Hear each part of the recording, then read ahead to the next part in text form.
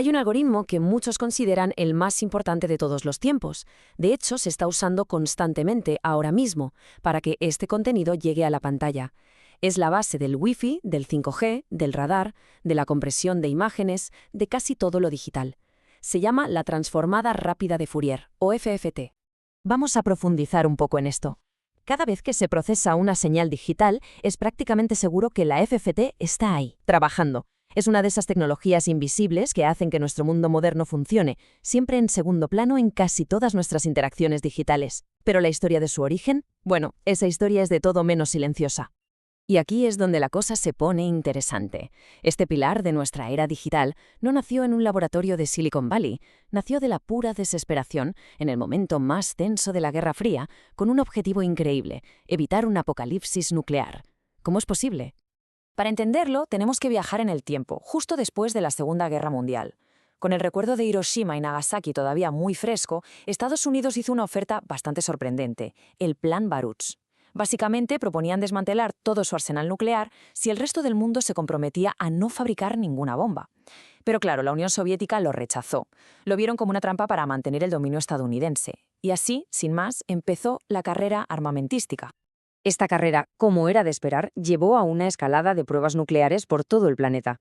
El miedo en la sociedad era tremendo. La gente veía cómo la atmósfera se llenaba de lluvia radiactiva y por primera vez en la historia, la aniquilación total parecía una posibilidad real, técnica. Esto provocó un movimiento global enorme que exigía prohibir los ensayos nucleares por completo. La escalada fue rapidísima, de verdad. Pasamos de las bombas de fisión a las termonucleares, que eran, ojo, 1000 veces más potentes. El punto de inflexión llegó en 1954, con la prueba SHRIMP en el atolón Bikini. Un error de cálculo hizo que la explosión fuera 2,5 veces más grande de lo previsto y contaminó islas habitadas y hasta un pesquero japonés. Aquel desastre fue la gota que colmó el vaso y forzó a los líderes mundiales a sentarse a negociar una prohibición. Pero las negociaciones chocaron con un muro. Y el punto clave es este. Era fácil detectar pruebas en la atmósfera o bajo el agua. Pero, ¿y las subterráneas? Ahí la radiación quedaba contenida, haciendo casi imposible saber desde lejos si un país estaba haciendo trampas. Los soviéticos, por su parte, se negaban en rotundo a permitir inspecciones. Decían que era espionaje. Y este fue el único obstáculo que impidió un tratado de prohibición total. La comunidad científica propuso entonces una solución muy ingeniosa: usar sismómetros para, literalmente, escuchar las explosiones bajo tierra. Una bomba nuclear subterránea genera una onda de choque, como un pequeño terremoto artificial. El problema, claro, era cómo distingues la vibración de una bomba secreta entre los miles de terremotos naturales que ocurren cada día. La clave teórica para resolver este rompecabezas era una herramienta matemática que ya existía: la transformada de Fourier. La idea es que cualquier señal compleja, como ese garabato que dibuja un sismómetro, en realidad está compuesta por la suma de muchas ondas sencillas, cada una con su frecuencia. La transformada de Fourier lo que hace es permitirnos separar y medir cada una de esas ondas. A ver, lo interesante aquí es entender cómo funciona esto a nivel conceptual. Imagina que queremos saber si una frecuencia concreta, digamos de 10 hercios, está en la señal. Lo que se hace es multiplicar toda la señal sísmica por una onda pura de 10 hercios. Si en la señal original no hay nada de 10 hercios, el resultado de esa multiplicación tendrá tantas partes positivas como negativas. Al sumarlo todo, da 0. Pero, y aquí está la magia, si esa frecuencia sí está presente, las ondas se alinean. El resultado es casi todo positivo y la suma total da un número grande y claro. Repitiendo esto para todas las frecuencias, obtienes la huella dactilar de la señal. O sea que los científicos tenían la teoría correcta. Podían analizar las señales sísmicas y encontrar la firma única de una explosión nuclear. Pero había un problema gigantesco. La matemática estaba bien, pero la cantidad de cálculos que necesitaba la llamada transformada de Fourier discreta era astronómica para los ordenadores de la época. Y esto lo dice todo. Para analizar una sola señal sísmica con 1 millón de datos, que es algo normal, un ordenador de los años 60 tardaría más de 3 años. 3 años para un solo análisis. La monitorización en tiempo real no era una fantasía, era simplemente imposible. El plan se había estrellado contra un muro computacional. El problema concreto era la complejidad del cálculo. La DFT escala con n al cuadrado. ¿Qué significa esto? Pues que si duplicas la cantidad de datos, cuadruplicas el tiempo de cálculo. Con 1 millón de puntos de datos, tienes 1 millón al cuadrado de operaciones, 1 billón. Había que encontrar una forma de romper esa barrera del n al cuadrado. Y ahora vamos a ver cómo se derribó ese muro. El momento clave llegó en 1963, de la forma más inesperada posible. Fue durante una reunión del Comité de Asesores Científicos del presidente John F. Kennedy. Mientras se discutían asuntos de estado de máxima prioridad, un matemático llamado John Tukey estaba, en apariencia, distraído, garabateando en un papel. Pero no estaba distraído. Lo que Tukey estaba haciendo era repensar el problema del n al cuadrado desde cero. Se dio cuenta de que en los cálculos de la transformada de Fourier había un montón de simetrías y redundancias ocultas, y en lugar de calcular todo a lo bruto, encontró una manera de dividir el problema en partes más pequeñas y reutilizar resultados. Un atajo matemático, sencillamente brillante.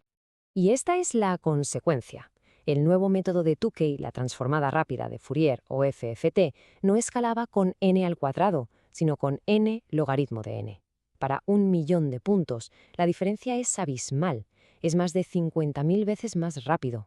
Los 3 años de cálculo se convirtieron de repente en cuestión de minutos. El muro computacional había sido demolido. Y aquí es donde la historia da un giro un poco agridulce. Tukey y su colega James Cooley publicaron el algoritmo de la FFT en 1965 y se extendió como la pólvora. Pero para su propósito original, para el que fue creado, llegó demasiado tarde. Ya no pudo ayudar a conseguir esa prohibición total de ensayos nucleares. Veréis, en 1963 ya se había firmado un tratado de prohibición parcial, que solo prohibía los ensayos en la atmósfera, en el espacio y bajo el agua. En lugar de detener la carrera armamentística, lo que hizo fue empujarla bajo tierra. Durante los siguientes 30 años se realizaron más de 1.500 pruebas nucleares subterráneas. La oportunidad de frenar la escalada se había perdido. Pero, aunque el algoritmo falló en su primera misión, estaba a punto de empezar una segunda vida increíble. Un ejemplo perfecto es la compresión de imágenes. La FFT permite coger una imagen, descomponerla en sus frecuencias espaciales y darse cuenta de que la mayoría de los detalles de alta frecuencia son casi invisibles para el ojo humano. Así que, ¿qué se hace? Pues simplemente se eliminan.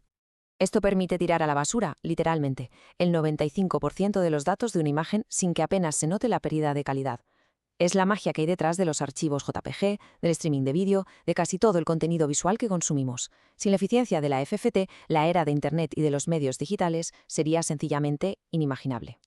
Y su impacto va muchísimo más allá. Se usa para modular las señales de Wi-Fi y 5G, permitiendo que miles de dispositivos se comuniquen a la vez sin interferencias. Es fundamental en el radar, en las imágenes por resonancia magnética. Es, y esto no es una exageración, uno de los pilares sobre los que se construyó toda la revolución digital. Y para terminar, un giro final de guión que es absolutamente fascinante. Resulta que Tukey no fue el primero en descubrir este algoritmo. En 1805, el legendario matemático Carl Friedrich Gauss, mientras estudiaba la órbita de unos asteroides, desarrolló exactamente el mismo método. Lo apuntó en sus notas y nunca lo publicó. Lo vio como una simple curiosidad matemática. Y esto nos deja con una pregunta final para reflexionar. ¿Qué habría pasado si Gauss se hubiera dado cuenta de la importancia de lo que tenía entre manos y lo hubiera publicado? ¿Podría la historia del siglo XX, incluida la carrera armamentística, haber sido diferente? Y lo que es más importante, ¿cuántos otros descubrimientos revolucionarios podrían estar ahora mismo olvidados en los márgenes de un viejo cuaderno, esperando a ser redescubiertos para cambiar nuestro futuro?